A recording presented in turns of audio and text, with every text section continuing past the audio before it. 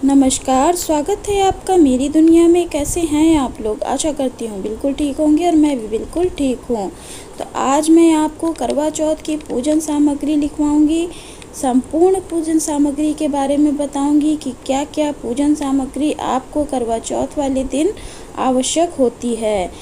पूजन सामग्री की लिस्ट काफ़ी लंबी है, तो आप पेन ले लीजिए, कॉपी ले लीजिए, सभी सामग्रियां नोट कर लीजिए। इसमें से कुछ सामग्रियां आपको नहीं भी मिलती हैं तो उसके लिए आपको परेशान होने की आवश्यकता नहीं है, लेकिन कुछ सामग्रियां ऐसी हैं जो आपको अति आवश्यक हैं। तो मैं वे सब कुछ इस वीडियो में बताऊंगी, तो वीडियो को पूरा देखिएगा, स्किप मत कीजिएगा।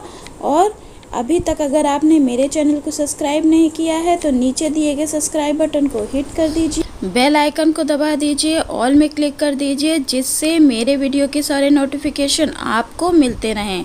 तो चलिए शुरू करते हैं अपने वीडियो को। एक लकड़ी की चौकी, बिछाने के लिए लाल कपड़ा, करवा चौथ पूजन का कैलेंडर या फ़ोटो, शिव परिवार की फ़ोटो या धातु का विग्रह या मिट्टी का आप बना सकते हैं। विग्रह जैसे कि शिव जी और पार्वती जी आप मिट्टी की बना सकते हैं और सुपारी से गणेश जी बना सकते हैं। एक माटी का करवा, एक धातु का करवा, सरई या सीकें, सिंदूरा, घट स्थापना के लिए कलश, कलश में डालने के लिए वस्तुएं जैसे कि हल्दी की गांठ, अक्षत, रोली, चंदन, दूर्वा, सिक्का, लौंग, इलायची, सुपारी, इत्र। अब आपको कलश में रखने के लिए पंच पल्लव चाहिए। पूर्ण पात्र के लिए चावल या धान आपको चाहिए। कलश के लिए नारियल, चंद्रदेव के व पति के पूजन के लिए थाली, लोटा, चलनी, सफ़ेद लाल पीले पुष्प, पलाश के पत्ते, फूलमाला, धूपदीप, सिंदूरा। यहाँ तक आपको जितनी भी चीज़ें हैं वे अति आवश्यक हैं, ये आपको चाहिए ही चाहिए।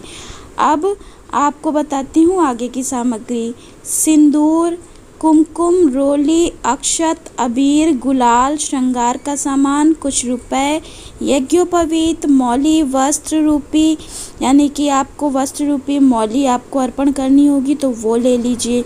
गणेश जी के लिए पीला वस्त्र, गौरी जी के लिए लाल वस्त्र, आप साड़ी भी ले सकते हैं। चंद्रदेव के लिए सफ़ेद रंग के वस्त्र, भगवान शिव के लिए सफ़ेद वस्त्र, करवा माता के लिए लाल वस्त्र। तो आप ये वस्त्र ले भी सकते हैं और नहीं भी ले सकते। अगर आप सक्षम नहीं हैं तो केवल आप श्रृंगार में रखने के लिए ही एक लाल रंग का वस्त्र ले लें, साड़ी ले लें, या फिर आप चुनरी ले सकते हैं। बाकी आप वस्त्र नहीं भी लेंगे तो आप मौली रूपी वस्त्र अर्पण कर देंगे तो चल जाएगा। अब इसके आगे देशी घी, कुशा, आईपन, बत्ती, काले तिल, भांग, भस्म, बेलपत्र, धतूरा, अकौड़ा पुष्प, तांबुल फल।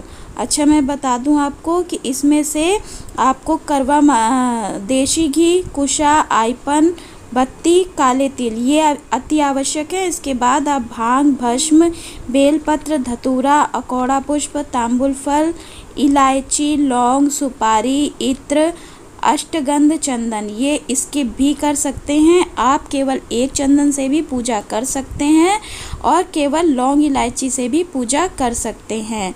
तो आप कोई एक चंदन भी ले सकते हैं। यदि आपके पास सारे उपलब्ध हैं तो आप सभी चंदन ले सकते हैं। तो आगे चलते हैं। सफ़ेद चंदन, करवा चौथ की किताब।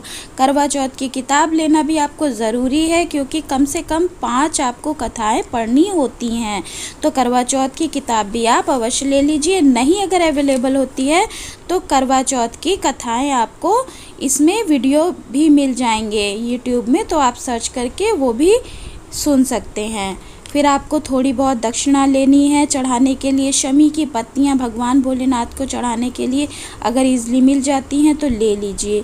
भोग के लिए मौसमी फल, नारियल, मिठाई, सफ़ेद, पीली या जो आपको उपलब्ध हो जाती है उस कलर की आप मिठाई ले लें। ड्राई फ्रूट्स, इन सब चीज़ों में आपको जो अवेलेबल हो जाए वो आप ले सकते हैं, या आप घर पे बना सकते हैं तो घर पे भी आप भोग सामग्री बना लीजिए।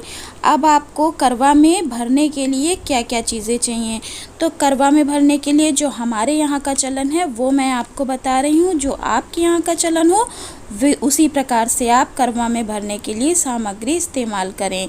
तो मैं अपना बता रही हूँ। चिवड़ा, गट्टा, मिठाई, सूखे बड़े पूड़ियाँ छोटी छोटी, कढ़ी की सूखी पकौड़ियाँ। टोटल 5-5 भरने होते हैं, यानी कि दोनों करवों में आपको टोटल मिला के 5 चीज़ें भरनी होती हैं। मतलब कि जैसे कि आप पूड़ी भरेंगे तो एक करवे में 2 भरिए और एक में 3 भरिए, तो दोनों में मिला के 5 पूड़ियाँ हो जाएंगी। इसी प्रकार से पकौड़ियाँ हैं तो इसी प्रकार से आप एक करवे में 2 भरेंगे, एक में 3 भरेंगे, तो टोटल 5 पकौड़ियाँ हो जाएंगी। इसी तरीके से जितनी भी सामग्री मैंने बताई है, चिवड़ा, गट्टा, चिवड़ा का तो कोई काउंट नहीं होगा, वो आप अपने इच्छा के अनुसार जितना खा सकते हैं उतना भरिए। बाकी गट्टा भी इसी हिसाब से आपको डालना है, मिठाई का भी यही क्वांटिटी होनी चाहिए। तो इस तरीके से आपको करवा भर लेना है। फिर करवे के ऊपर आपको सिरवा रखना है, इसमें चावल या फिर आप गेहूँ भर सकते हैं। सिरवे के ऊपर चावल ले लीजिए या गेहूँ भी आप डाल सकते हैं। एक दीपक इसके ऊपर लगेगा। आपके पास अगर धातु का सिरवा है तो उसी के ऊपर धातु का दीपक भी ले सकते हैं, या आप मिट्टी का भी दीपक रख सकते हैं। और मिट्टी वाले सिरवे में तो मिट्टी का दीपक लगेगा ही लगेगा। तो दोनों करवों के पूर्ण पात्र के ऊपर एक एक दीपक आपको रख लेना है। दीपक के चारों तरफ फरे रखे जाते हैं, सूखे आटे के, यानी कि कच्चे आटे के, आटा मार के कच्चे आटे के फरे भी रखे जाते हैं, और कहीं कहीं पर दाल और आटे के बनाकर भी फरे रखे जाते हैं, पकाकर फरे रखे जाते हैं। तो आपके यहाँ जिस प्रकार का चलन है आप वैसे कीजिए। हमारे यहाँ कच्चे आटे के ही फरे बनाकर रखे जाते हैं, तो हम उसी प्रकार से रखते हैं। तो कच्चे आटे के आपको दीपक के चारों ओर फरे रख लेने हैं। तो इस प्रकार से आपको अपना करवा तैयार कर लेना है। और करवों की जो टोटी होती है उसमें आपको सीके लगा लेनी है। श्रृंगार ले लीजिए, जैसी आपकी क्षमता है, साड़ी, चुनरी या ब्लाउज पीस, चांदी या सोने का सामान, चूड़ियाँ और सुहाग की अन्य सामग्रियाँ। यह आप गौरा माता को व करवा माता को दिखाकर, यानी कि उनको अर्पित करके, इसके बाद आपको ये अपनी सास को बायना देना होता है। तो आप जिस प्रकार से सक्षम है उसी प्रकार से आपको श्रृंगार का सामान लेना है। यदि आप सोने और चांदी का सामान लेने में सक्षम नहीं है तो आप उसको स्किप भी कर सकते हैं, लेकिन 5 ऐसे श्रृंगार आपके पास होने ही चाहिए। अच्छा हाँ, एक चीज़ और है, यदि आपकी सास श्रृंगार नहीं लेने वाली हैं, मतलब कि जैसे कि आपके ससुर नहीं हैं, तो सास आपकी श्रृंगार का इस्तेमाल नहीं करेंगी, तो फिर आप उनके इस्तेमाल की चीज़ें ले सकते हैं। जैसे कि आप एक बहुत ही हल्के कलर की, पिंक कलर की साड़ी ले लीजिए, और बहुत ही लाइट कलर, येलो कलर हो या पिंक कलर हो, इस तरह की साड़ी ले सकते हैं। और चंदन उसमें रख दीजिए, कुछ फल रख दीजिए, इस प्रकार से आप उनको लेके रख सकते हैं। चूड़ियाँ हैं तो चूड़ियाँ आप चांदी की पतली पतली सी उनको बनवा सकते हैं। तो इस प्रकार से आप श्रृंगार की सामग्री ले सकते हैं। ऐसा कहा जाता है कि आप दान जितना भी श्रृंगार का करते हैं उतना ही आपके पति की आयु लंबी होती है।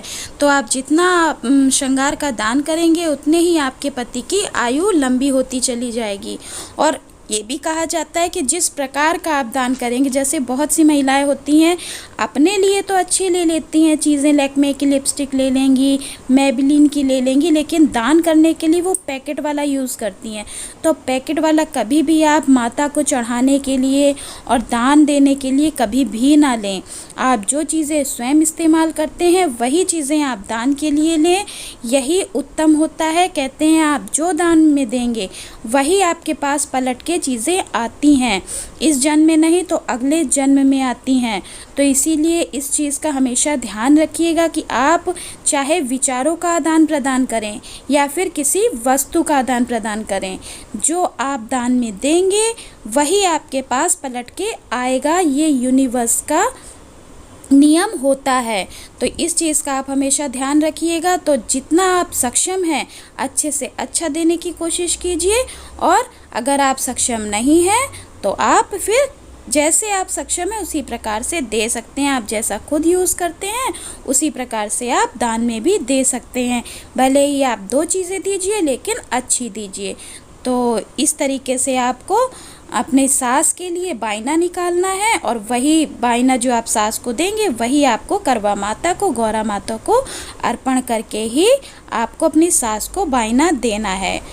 अगर आप चाहती हैं कि पूजा की कुछ श्रृंगार की सामग्री आप अपने पास भी रखें तो आप एक्स्ट्रा में, जैसे कि बिंदी के पत्ते हैं, चूड़ियाँ हैं और आलता है, सिंदूर है, ये आप एक्स्ट्रा में कुछ चीज़ें चढ़ा दीजिए। तो आपने जो सास के लिए थाली तैयार की है वो अपने सास को दे दीजिए और एक्स्ट्रा में जो आपने सामान चढ़ाया है वो आप भी रख सकते हैं। वो सब आपकी क्षमता पे निर्भर करता है। तो आपको मेरी ये छोटी सी जानकारी अच्छी लगी हो तो मेरे वीडियो को लाइक कर दें, शेयर कर दें, कमेंट ज़रूर कर दिया करें। कमेंट में राधे राधे हरे कृष्णा ज़रूर लिख दें। तो चलिए, खुश रहिए, मस्त रहिए, मुस्कुराते रहिए। राधे राधे हरे कृष्णा।